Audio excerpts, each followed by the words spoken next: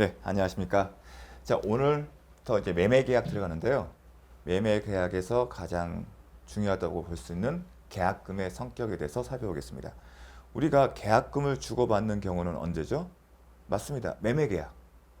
매매 대금의 10% 상당을 계약금으로 주고 나중에 이제 중도금이나 아니면 잔금의 형태로서 매매 대금을 지급합니다. 임대차 계약도 마찬가지죠. 임대차 계약을 체결할 때 보증금 액수를 정하고 만약 차임이 있으면 차임의 액수를 정하죠. 다만 보증금의 10% 상당액을 계약금을 주고 나머지 잔금은 이사날짜에 맞춰서 지급하는 걸로 되어 있습니다. 그렇다면 계약금은 기본적으로 매매대금이나 매매계약이면 매매대금의 일부겠죠. 일부. 그리고 임대차 계약이라면 보증금의 일부를 지급하는 것은 명확해 보입니다. 그리고 계약금을 서로 주고받으면 매매계약 체결이나 임대차 계약이 체결되었음을 증명할 수 있는 거죠. 돈을 줬다는 얘기는 상대방이 누겠죠? 매도인에게 돈을 주는 사람은 매수인일 거고 임차인이 임대인에게 보증금의 일부를 주었으면 매매계약이나 임대차 계약이 체결된 거구나 이렇게 생각을 합니다. 계약의 성립을. 근데 그런 부분은 저희가 고개가 끄덕여집니다. 그리고 당연히 받아들이기 때문에 계약금에 대한 어떤 성격을 할 때는 이 부분이 크게 쟁점은 되지는 않습니다. 근데 이 외에도 계약금이 갖고 있는 성격이 있습니다. 이 두 가지 외에도 어떤 성격이죠? 잘 알지 않습니까? 우리가 계약금을 받으면 잔금이나 일정 시점 잔금을 치르기 전에 내가 이 계약을 체결하고 싶지 않으면 일방적으로 계약을 해지할 수 있다. 보통의 경우는 계약금을 받은 사람은 배액을 상환하고 계약금을 교부한 사람, 즉 계약금을 준 사람은 그 금원을 포기하고 계약관계를 벗어날 수 있다. 즉 계약관계에서 구속에서 벗어나는 거 아니겠습니까? 그거를 우리가 뭐라고 한다? 해제권을 유보했다. 결국은 약정 해제권이에요. 우리가 해제권에서 제가 공부를 할 때 해제 근거에 대해서 법정 해제권, 약정 해제권, 계약금 이렇게 받지 않습니까? 결국은 계약금도 약정 해제인데 항상 이 해제권의 근거를 찾으러 가면 뭘 봐야겠죠? 계약서를 봐요. 계약서를 보게 되면 금액, 계약금 뭐 이런 게 금액에 관련된 게 나오고요. 여기 보면 항상 계약금이 써 있어요. 그리고 경우에 따라서는 해제권 유보한다. 즉 매도인은 배액 상환하고 매수인은 자신 준 금원을 포기하고 임대인은 수령한 금원을 배액을 반환하고 임차인은 포기하고 이 사건 매매 계약이나 이 사건 임대차를 해지할 수 있다. 그런 조항이 들어간 경우예요. 들어갈 수가 있어요. 근데 이런 게 뭐라다? 약정 해제권이에요. 그런데 계약서에 그런 내용이 없는 경우는 어떻게 할까? 이런 경우가 없다 하더라도 이런 계약서가 없으면 항상 임의규정 민법으로 가라고 했죠. 임의규정 그런 생각입니다. 당사자 사이에 어떤 문제가 있을 때 해결하는 지침이 거기에 들어있다고요. 당사자 사이에 이러한 내용이 없어요. 그런데 민법에는 매매편에 계약금은 해약금으로 본다는 조항이 있습니다. 즉 해제권을 유보한 것으로 본다는 조항이 있어요. 그래서 당사자는 이 규정을 배제하는 특별한 약정을 두지 않는 한 비록 계약서에 이러한 내용이 없고 또한 민법상 규정의 적용을 배제하는 조항이 없는 한 요 민법을 근거로 해서라도 계약을 해지할 수 있어요. 다만 민법에 따르면 이행의 착수 전까지 정확하게 계약금은 이행의 착수하기 전까지 배액을 지급한 사람은 수령한 사람은 배액을 상환하고 교부한 사람은 이를 포기하고 계약을 해지할 수 있다. 즉 계약관계에서 벗어날 수 있다는 조항이 있습니다. 그런 해약금을 이게 해약금이라고 하기도 전에 해제권 유보, 해약금 그런 조항을 두고 있습니다. 따라서 계약금의 성격 그렇기 때문에 우리는 계약금에 대해서 굳이 계약서 기재하지 않더라도 상식에 왜냐하면 배제하는 조항은 두지 않습니다. 실무상 특별한 경우가 아니면 변호사 같은 전문 지식인이 들어가고 그리고 이 계약금에 기한 해약금의 조항을 배제할 특별한 사정이 없으면 배제하는 조항을 두지 않아요. 따라서 계약서에 정하지도 않고 민법 계약금 관련 조항이 적용되지 않는 조항을 적용되지 않는다고 써있지 않는 한 당연히 계약금에 기해서 계약을 파기할 수 있는, 해지할 수 있는 권한이 있다는 것은 상식적으로 받아들이고 있습니다.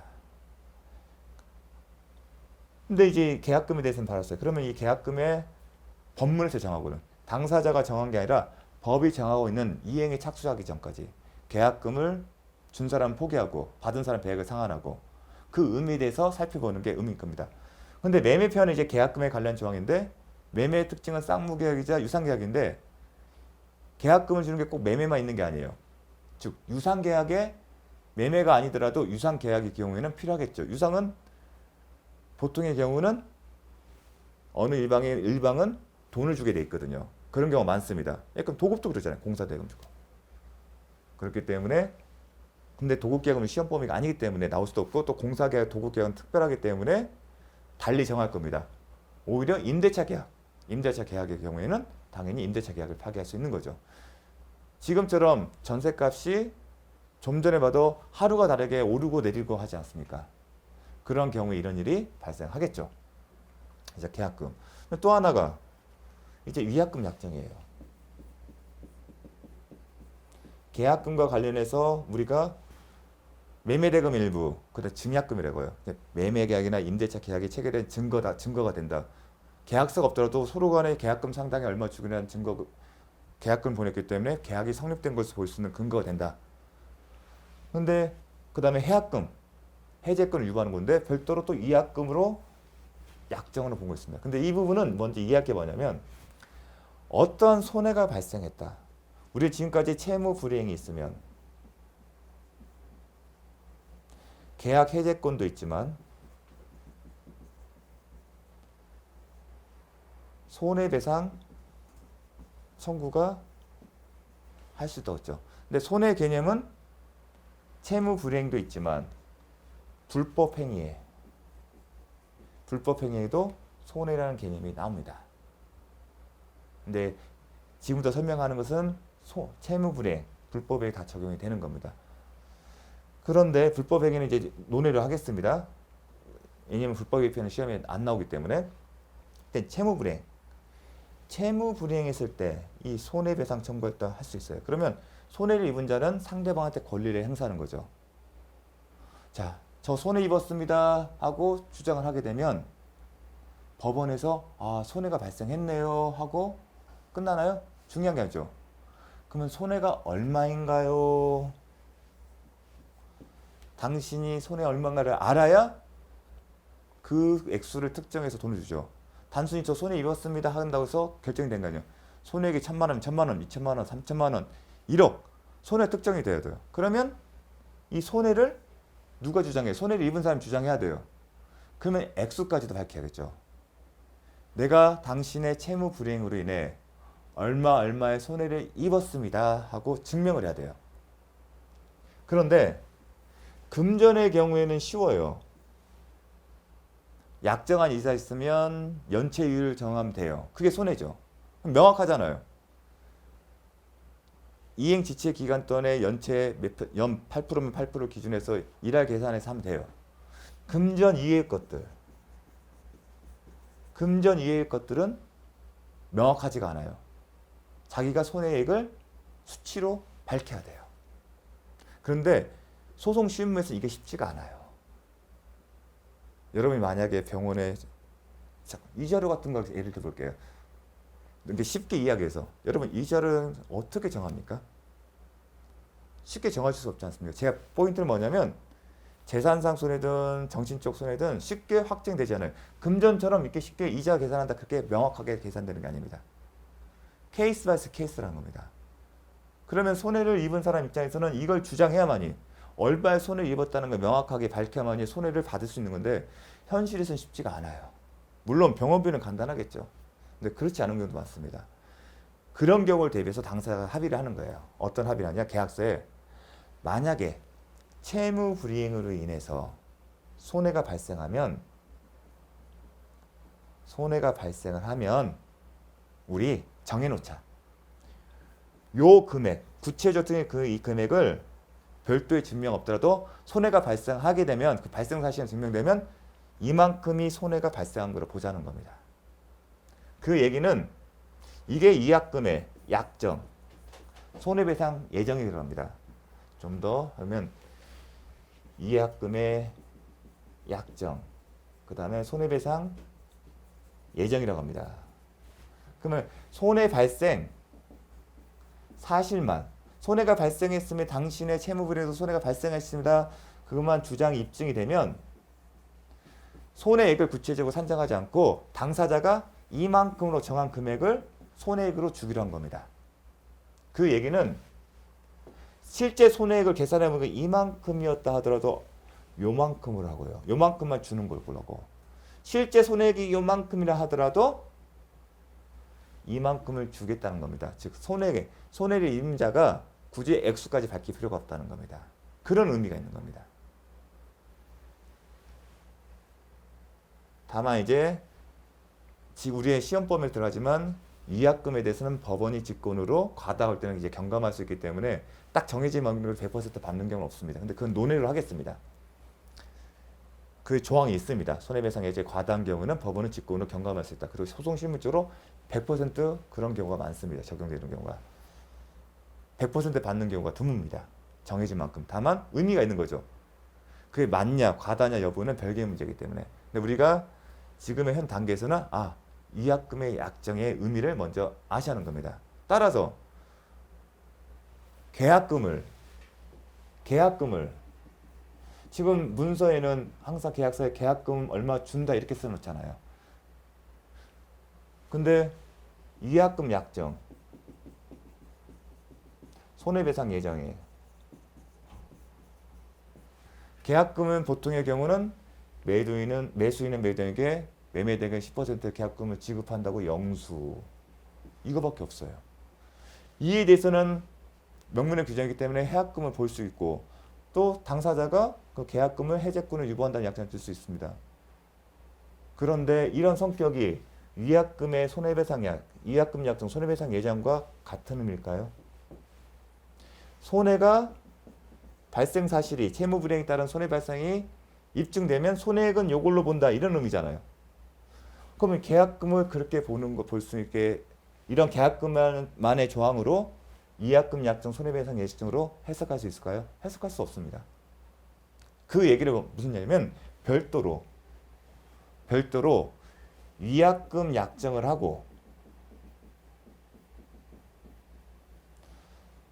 위약금 또는 손해배상 예정액을 모른다 계약금을 하는 경우 채무 불이행이 발생하게 되면 이 계약금을 가지고 손해배상 예정으로 한다는 약정이 별도로 계약서에 들어가야만이 이 계약을 위약금 약정이나 손해배상 예정으로 볼 수 있다는 겁니다.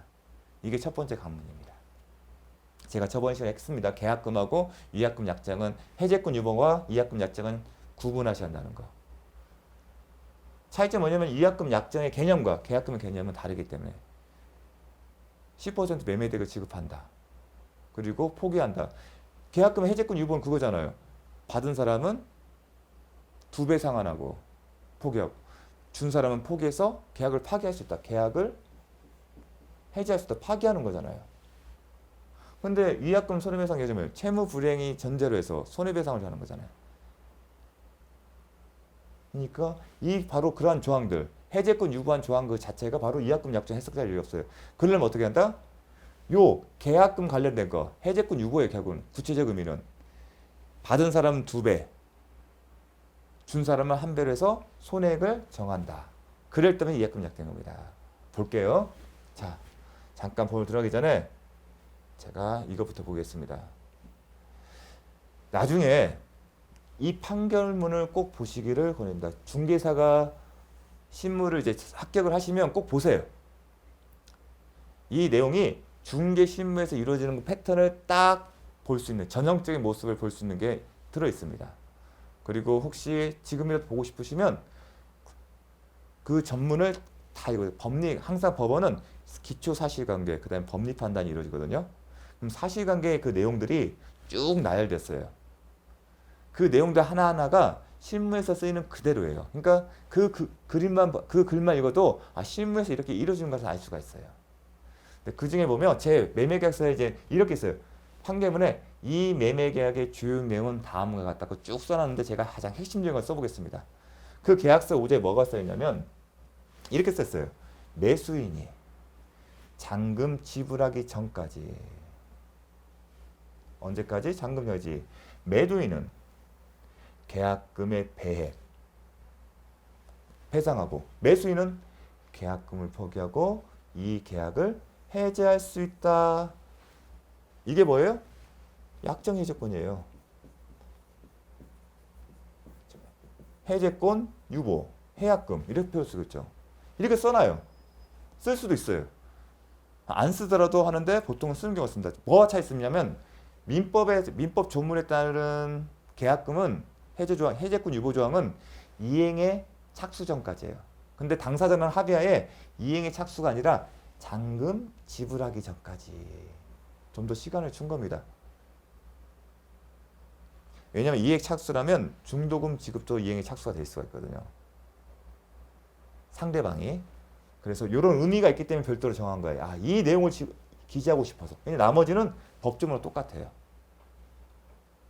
왜냐면 계약금 관련적인 임의 규정이기 때문에 달리 정할 수가 있거든요. 그 다음 6조에 이런 사항이 돼요. 매대인 또는 매수인은 계약상 채무 불이행이 있는 경우 계약 당사자 일방은 채무 불이행 상대방에 대해 채무 불이행을 한 사람 상대방에 대해 뭐라고요? 서면으로 이행을 che고하고 이를 이행하지 않은 경우 계약 해지할 수 있다. 이게 뭐예요? 이것도 약정 해제권이잖아요. 약정 해제권. 해제권을 약정한 거잖아요. 근데 어떤 경우 한다? 이행 지체가 있고 이행을 che고했는데 이행하지 않는. 많이 봤죠? 법조문에 있었잖아요. 좀 전 시간에 이행 지체에 따른 계약 해제권 발생 요구였죠. 이행 지체 사실 있고 상대방이 이행을 che고하고 그 이행 기간에 이행을 하지 않으면 해제권이 발생한다. 그런데 지금 약정에는 차이점이 있어요. 뭐가 있어요? 서면으로. 이 문구 때문에 별도로 특정을 한 거예요. 임의 규정이니까. 이행 che고가 필요할 수도 없지만 이행 che고를 서면으로 특정시킬 수도 있어요. 방법에 대해서. 원칙적인 법문에 따르면 구두상으로도 이행 che고가 가능해요. 하지만 당사자는 구두로 하게 되면 명확하지 않기 때문에 서면으로 이행 che고를 하자는 거예요. 반드시. 이행 che고는 필요한데 어떻게 한다? 서면으로. 그렇게 했는데도 불구하고 이행하지 않으면 해제할 수 있다. 해제권을 약정으로 정한 거잖아요. 이게 약정 해제권이에요. 중요한 거 다음. 이 경우 매도인과 매수인은 각각 상대방에 대하여 손해배상 청구할 수 있다. 채무 불이행을 이유로 손해배상 청구할 수 있다. 당연히 할 수 있는 얘기입니다. 쓰지 않더라도. 근데 중요한 건 뭐냐면 별도 약정이 없는 한. 뭐라고 써있습니까? 제5조의 기준에 따른다. 그럼 5조를 볼까요? 매도인이 계약금 배액을 배상하고 매수인은 계약금을 포기하고 이 계약을 해준다. 이 내용이 써있는 거잖아요. 5조의 기준에 따른 건 뭐냐면 이거예요. 그러면 5조의 기준 합치면 5조와 6조 합쳐서 이런 얘기가 된다는 거예요. 5조 기준에 따른 것은 매도인의 채무 불이행으로 매수인이 매도인에게 손해배상을 청구하게 되면 손해액은 계약금의 배액으로 정하고 손해액은 뭐다? 계약금의 배액이 손해액이 되는 거예요. 이게 이약금의 약정이에요. 반대로 매수인의 채무 불이행을 이유로 매도인이 매수인에게 채무 불이행에 대한 손해배상 청구를 하면 그 손해액은 뭘 기준한다? 계약금을 기준한다. 계약금이 1억이면 1억이 손해배상 예정액입니다. 그래서 이러한 약정이 있어야만이 계약금이 손해배상 예정 내지는 이약금의 약정이 된다는 의미인 겁니다. 이런 겁니다. 이런 표현이 있어야 계약금이 이약금이나 손해배 예상의 기준이 된다는 겁니다. 그러니까 단순히 이런 어떤 내용을 보지 않고서는 이해가 안 되는. 그래서 계약서 이렇게 씁니다. 이게 이약금의 약정도 포함된 겁니다. 약정 해정권과 그도 이약금의 약정이 포함이 된 거죠. 하나만 더 볼게요. 온거 매수인은 그래서 이렇게 했었어요. 실제로 피고에게, 매도인에게 무슨 얘기를 했냐면, 피고가 2013년 4월 29일 잔금 기일에 참석하지 않아 현재 이행지체 상태에 있습니다. 2013년 6월 9일 오전 10시까지, 언제까지? 2013년 6월까지 지금 채굴을 하는 거예요. 소유권 이전 등기에 필요한 서류를 교부하지 않으면 지금 매도인에게 별도의 해제 통고 없이, 자, 이 내용을 보게 되면 매도인이 이행지체에 빠졌습니다. 이행불능이 아니에요. 그러니까 아까 6조에 따르면 채무불이행에서 해제하려면 어떻게 한다고? 서면으로 이행 최고하고 그 기간 내에 이행을 하지 않으면이 해제권이 발생한다고 했죠. 6조에서 그랬잖아요. 채무불이행이 있는 경우 서면으로 이행을 최고하고, 그래서 거기에 맞춰서 보내고 있는 거예요. 통지를 서면으로. 거기서 그 내용을 이렇게 쓴 거예요. 언제까지? 이행 최고 2013년 6월 9일 여전 10시까지 너의 이행을 해라. 이행 최고라는 겁니다. 상당한 기간을 정해서. 그런데 또 특이할 게 뭐냐면, 제가 이미 한번 설명을 드렸었어요. 그러면 원칙적으로 이 이행 기간이 상당한 정화해서 이행을 최고했죠. 그리고 지금 서면을 하고 있어요. 그리고 이 내용 증명, 이 서면을 받은 피고가 이 정해진 기한까지 이행을 하지 않는다면, 즉 소유권 이전 등기에 필요한 서류를 제공하지 않으면 해제권이 발생하죠. 해제권이 발생하면 그때 가서 원고는 해제권을 행사하면 되는 거죠. 하지만 그렇게 하는 게 원칙적 모습이 있지만 그렇지 않은 경우도 있죠. 어떤 경우? 지금 이행 최고하면서 같이 하고 있어요. 별도의 해제 통고 없이. 그러니까 해제권이 발생한 이후에 만약에 네가 이행 최고 기한 내까지 너의 이행을 제공하지 않으면 내가 별도의 해제 통고 없어도 당해 최고소를 통하여 계약 해제 의사 표시를 한다. 해제권이 발생하면 이행 최고했는데 네가 피고가 이행하지 않으면 나 이제 별도로 해제 통지를 안 보내지만 요걸로써 해제 통지한 것으로 간주가 있다는 겁니다. 이 얘기는 뭐냐면 이행기간 경과 시점까지 상대방 피고, 매도인의 채무 이행이 없으면 자동적으로 해지하겠다는 의사통지입니다. 그것도 가능한 겁니다. 그게 정지적 근무입니다. 내용의 통고서 서면을 보냈고 6월 4일 날 도달했다, 받았다는 얘기입니다. 당연히 받았으니까 이 내용이 효력입니다. 이런 식으로 보내는 경우도 많습니다. 어떤 경우는 않으면 이렇게 쓸 수도 있어요. 원고는 해제권을 행사할 수 있으니 유념해 주십시오. 아니면 이런 식으로 별도의 해제 통고 없이 해제 정보를 보겠다는 거예요. 이게 실무입니다. 그래서 요 내용이 보시라고, 그런 차원 때 이런 것 때문에 이 판결문을 보시라는 겁니다. 그래서 위약금의 약정을 설명하기 위해서 설명한 겁니다. 그리고 해제 통지, 야 이런 식으로 하는구나. 자, 그래서 뭐 앞서서 이걸 좀 봤습니다. 그러면 앞으로 돌아와서 이제 계약금의 성격에 대해서 잘 살펴봤습니다. 그러면 출제 포인트에 맞춰서 다시 한번 복습하도록 하겠습니다. 자, 계약 체결 시 당사자 일방이 상대방에 대하여 교부하는 금전 기타의 유가물이다. 이제 반드시 금전이 필요 없다는 얘기인데 우리는 출제가 된 바가 없기 때문에 금전을 기억하시면 됩니다. 자, 근데 대부분은 계약이 체결 시죠. 근데 반드시 계약 시점이 아니더라도 무방하다는 겁니다. 계약 성립 후 주고받은 것도 무방하다. 반드시 보통은 실무상은 계약과 체결 동시에 하죠. 근데 반드시 그러고 그 다음날 줘도 상관이 없다는 겁니다.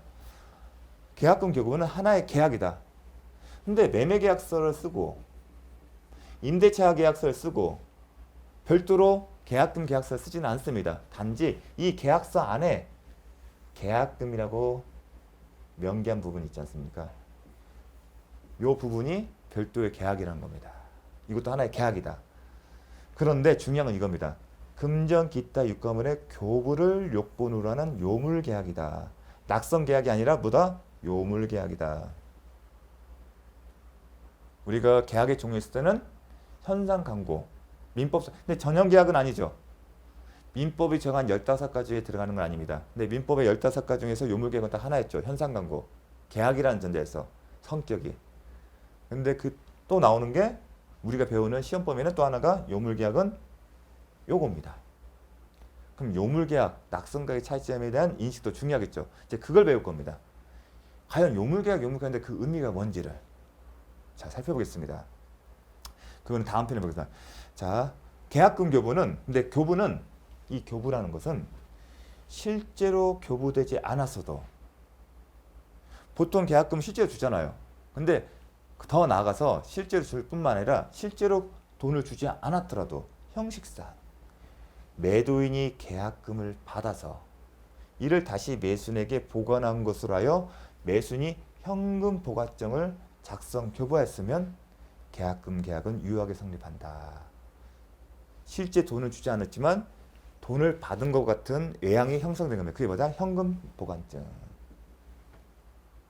그러한 경우에도 계약금은 유효하게 성립한다. 좀 더 완화해서 하는 겁니다. 유효하게 성립이 되면 이게 무슨 의미가 되면 연결되면 요물계약 성격과 연결이 돼요. 이건 궁극적으로 실익이 뭐냐면 실제로 돈은 주고 받지 않았지만 계약금의 기초에서 예컨대 100을 받은 사람 100을 상환하고 준 사람 포기해서 계약을 파기할 수 있는 효력이 있는지 그거 연결되는 건데 자 기억하십시오. 현금 보관증을 받는 경우에도 유효하게 성립한다. 그 의미를 이제 하나 왜 이렇게 보는 게 의미가 있는지 살펴봅니다. 그거는 요물계약성 때문에 그렇습니다. 자 보겠습니다. 그 의미가 어떤 경우냐면 이런 경우입니다. 2008년 3월 13일 2007-73611 이 판결물도 보시면 좋습니다. 계약금의 성격에 대해서 그 의미가 뭔지를 보기 위해서 보통의 계약금이 10%면 다 일시불로 주는데 경우에 따라서는 계약금을 일부만 주는 경우도 있습니다. 그런 경우입니다. 매도인이 계약금의 일부만 지급받은 상황에서 예컨대 계약금을 당사자의 약정에 따라 1억을 하기로 했어요. 그런데 그 중에 2천만 원만 줬어요. 그런 상황에서 계약금의 기초에서 계약을 해지한다는 겁니다. 이러한 상황에서 일부만 지급한 1억인데 2천만 원만 매수인이 지급하는 상태에서 임의로 해지합니다. 누가? 매도인이. 매수인이 할 수도 있고 매도인은 임의로 해지한 사안인데 과연 해지할 수 있는지 그걸 보는 겁니다. 자, 읽어보겠습니다. 계약이 일단 성립한 후에는 당사자 일방이 이를 마음대로 해지할 수 없는 것이 원칙. 그렇죠. 계약 해지는 계약은 구속력이 있어요. 의사표시 합치가 있으니까. 그러면 깨는 게 마음대로 하면 안 되죠. 항상 근거가 필요하다 했죠. 그래서 해제권의 근거가 뭔지 봤잖아요. 법정 해제권이요. 그래서 그럽니다. 마음대로 깨지 못하니까. 다만 주된 계약과 더불어 계약금 계약을 한 경우에는 그렇죠. 계약금 계약. 지금 매매 계약이기 때문에 유상 계약이고 계약금 계약에는 민법 규정이 적용됩니다. 그 얘기는 이행의 착수 전까지는 매도인은 수령받은 금전의 100을 상환하고 교부자인 매수인은 그를 포기하고 계약을 해지할 수 있다. 그 얘기를 하려는 겁니다. 민법 565조 규정에 따라 임의로 해지할 수 있다. 이건 일반 논리냐. 그런데 계약금 계약은 금전 기타 유가물의 교부를 요구한다. 이 의미가 뭐죠? 요물계약이죠. 보통 계약은 의사표시 합치만 성립하는 거지만 요물계약은 기타 급부 출연이 있어야만이 계약이 성립한다는 겁니다. 다른 경우에는 의사표시 합치만으로 실제로 추료, 급여, 출연, 재산에 실제로 줄 필요가 없는데 계약금 계약은 요물계약입니다. 그래서 금전 기타 급부를 요구 돈을 줘야 한다는 겁니다. 교를 줘야만이 즉 매수인이 매도인에게 계약금을 줘야만이 그때 가서야 계약이 성립하고 효력이 발생한다는 얘기입니다. 돈을 안 주면 효력이 발생하지 않는다는 겁니다. 돈을 아예 안 주면 계약금 계약에 효력이 발생 안 해요. 따라서 그 점을 명시합니다. 계약금 1억이다. 근데 1억을 하나도 안 줬어요. 그러면 계약금의 효력은 성립하고 효력은 발생하지 않아요. 성립 효력이 안 해요. 그 얘기는 뭐냐면 1억을 주지 않은 상태에서는 매도인, 매수인 모두 배액 상환, 수령과 포기해서 계약금을 해지할 수 없다는 겁니다. 그 얘기입니다. 요물계약이라는 것은. 요물계약에서는 돈을 1억이라면 1억을 다 매수인 매도인이 준 순간, 즉 매도인이 받은 순간에 계약금 계약의 효력이 발생해서 매도인이나 매수인은 이에 따른 약정 해제권, 유보단 해제권을 행사할 수 있는 거지. 그 전에는 이 문장, 계약금 계약과 관련된 조항에 의해서 계약을 해제할 수 없다는 겁니다. 그게 요물계약 특성입니다. 근데 여기는 지금 일부만 줬어요. 1억 중에서 2천만 원만 줬다고 하겠습니다. 그 상황입니다. 금전 기타 유가물의 교본을 요건 요물계약이므로 단지 계약금을 지급하기로 약정만 한 단계, 계약금을 1억으로 준다 하는 약정. 근데 실제로 1억을 주지 않았다는 겁니다. 계약금을 1억 주기로 한다 하는데 매수인이 아직 1억을 주지 않은 단계에서는 아직 계약금으로서의 효력. 계약금 효력이 뭐예요? 약정 해제권.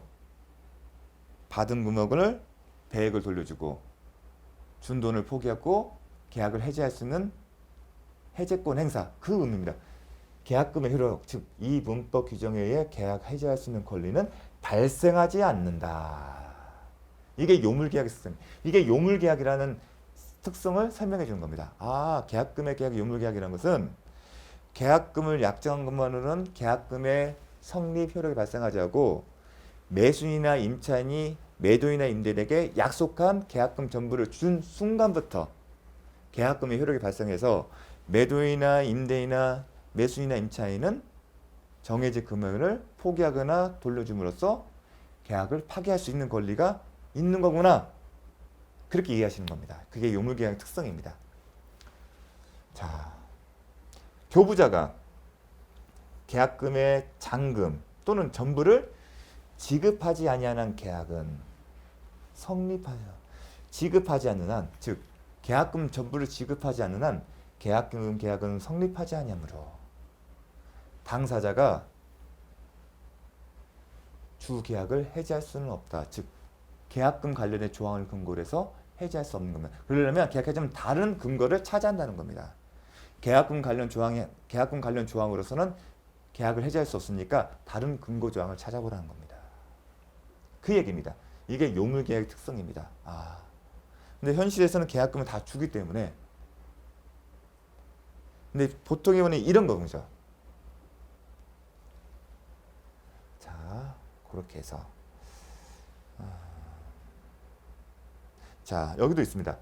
이 사실관계가 그와 같다면 계약금이 교부되지 아니한 이상 아직 계약은 성립되지 아니었다 할 것이고, 요물계약이기 때문에 계약금이 1억이면 1억을 다 줘야만이 성립되는 거지, 만약 1억을 전부 준 게 아니라면 계약은 성립되지 아니었다 할 것이니, 매도인 측은 매수인이 원고의 채무 불이행이 없는 한 이 사건 매매 계약을 해지할 수 없다 할 것이므로, 즉 매도인이 계약금의 일부만 지급받은 상황에서는 565조에 따른 계약 해제권 행사가 불가능하다는 얘기입니다. 매매 계약을 임의로 해지할 수 없다는 겁니다. 이 사건 계약금을 수령하기 전에 피고 측이 일방적으로 한 이 사건 매매 계약 해제 의사표시는 부적법하여 효력이 없다. 지금 이 사람은 계약에 기초해서 해제했는데 계약금이 아직 성립되지 않았던 겁니다. 효력이 발생하지 않았기 때문에 그 조항에 한 해제는 적법하지 않다는 겁니다. 이게 요물계약의 특성입니다. 자, 그래서 이 판결문을 읽어보시라는 겁니다. 상당히 중요한 의미가 있습니다. 그래서 먼저 이걸 살펴본 겁니다. 자, 계약은 매매 기타 계약이 부수해서 행해지면 종된 계약이다.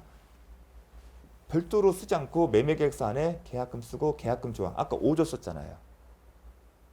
그래서 종된 계약이다. 따라서 주된 계약인 매매계약이나 임대차 계약이 무효 취소되면 계약금 계약도 종되니까 주된 계약의 효력이 상실되면 당연히 종된 계약도 무효가 되는 게 맞습니다. 그래서 주종관계. 매매 해약금에 관한 민법 규정 565조는 임대차에도 적용된다. 왜냐하면 유상계약이니까. 계약금을 이약금으로 하는 당사자의 특약이 있으면 봤죠? 아까 5조 6조 손해배상을 청구할 수 있고 별다른 약정에 관한 손해는 제5조에 따른다. 그 5조가 뭐였어요? 해제권 유보였잖아요. 그 기준한다. 그러한 특약이 있으면 계약금은 위약금의 성질이 있다. 이게 위약금의 약정, 손해배상 예정. 계약금의 일부나 전부를 지급하지 않은 경우는 요물계약이기 때문에 계약금의 효력이 발생하지만으로 당사자는 이 조항에 기초해서 해제권 행사할 수 있다 없다? 없다. 설사 해제권 행사했다 하더라도 효력이 없다. 그 얘기를 하겠죠. 자, 그 내용을 쓴 겁니다. 자, 이것도 바꿔요. 자, 잠시 쉬었다가 계속 수업을 하도록 하겠습니다.